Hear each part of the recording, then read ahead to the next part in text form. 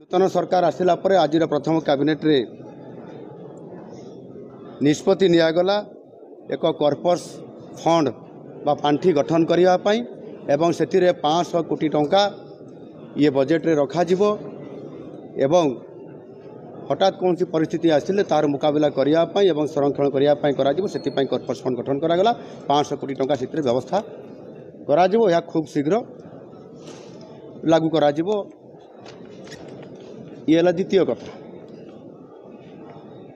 तृतीय प्रस्ताव होची जनता पार्टी संकल्प पत्र रे मध्य स्थान देइथिला विशेष करिकी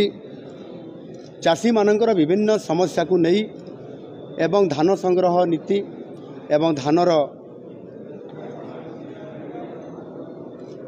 विक्रय मूल्य धानर सहायक मूल्य एवं विक्रय नीति उपरे स्वतंत्र भाव में किभली भाव में चाषी को सहायता दि जापर जो समस्या उपजे ता उपरे संकल्प पत्र जो स्थान दि जाता से गोटे स्वतंत्र सरकार नीति आने आज प्रस्ताव रे रखिंट कृषक समृद्ध कृषक नीति ये समृद्ध कृषक नीति सरकार खूब शीघ्र आने जाऊँच एवं नीतिगत निष्पत्ति आज कैबिनेट रे ता निष्पत्ति होईछि। एथिरे जो धान क्विंटाल प्रति 3100 टंका दवापाई संकल्प पत्र रे भारतीय जनता पार्टी एथिरे संकल्प पत्र स्थान देइथिले ताकू कार्यकारी खूब शीघ्र करा जिवो एवं सेथिपाई आपनकर सरकार प्रशासन को एवं संपृक्त विभाग को मध्य निर्देश दिया जाइछि।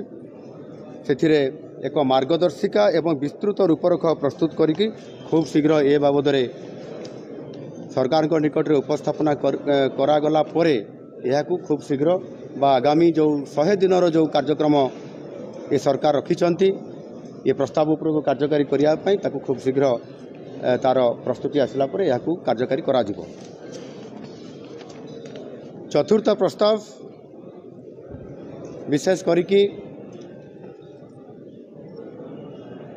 महिला एवं शिशु विभागर जो महिला मानकर विकास महिला मानकर सशक्तिकरण कथा को लेकर मिशन शक्ति कथा एसएचजी ग्रुप रो किभली भाव में तार आर्थिक स्थिति उन्नति आनिबो एक कथा अनेक समय पूर्वतन सरकार अनेक समय अनेक योजना करथिले किंतु से योजना विफल होईछि एवं लोक माने मध्य सेथिरे जेभली भाव में तांकर आर्थिक स्थिति रे उन्नति आसीबा कथा बा महिला मानकर सशक्तिकरण होबा कथा से कौटी ना कौटी ये योजना फेल मारी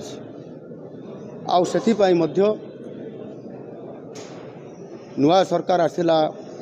परे आज प्रथम ये कैबिनेट निष्पत्ति रे एथिरे जहाँ भारतीय जनता पार्टी तार संकल्प पत्र रे एक प्रस्ताव रखिथिला स्थान देइथिला संकल्प पत्र ता होची सुभद्रा योजना। ये सुभद्रा योजना को आगामी 100 दिन भितर ताकू कार्यकारी करने एवं विशेष करिकी प्रत्येक महिला हिताधिकारी को 50,000 टंकार नगद भाउचर प्रदान करा जो संकल्प पत्र स्थान थिला ताकू कार्यकारी करने आज प्रस्ताव रे निष्पत्ति होईछि एवं सेथिपाई विशेष करिकी संपृक्त विभाग को मध्य या उपरे संपूर्ण ताहार गाइडलाइन एवं रूपरेख तैयारी करने निर्देश दि जाइए विभाग को खूब शीघ्र अर्थात 100 दिन भितर यह कार्यकारी करने ये सरकार नीतिगत भाव निष्पत्ति नहीं यही जो 4टी प्रस्ताव नि जाइए खूब शीघ्र अर्थात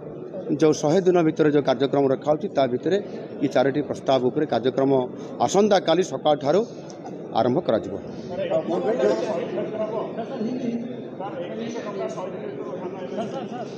सेथिपाई मु आपण मानकु जो प्रस्ताव रखिली बा मु कथा रखिची से आधार रे करा जिवो एनु निश्चित भाव में 100 दिन भितर यार रूपरेख स्पष्ट करा जिबा सहित कार्यकारी करने सरकार नीतिगत निष्पत्ति नहीं खूब शीघ्र ये बाबद कार्यक्रम आरंभ करा जिवो। धन्यवाद।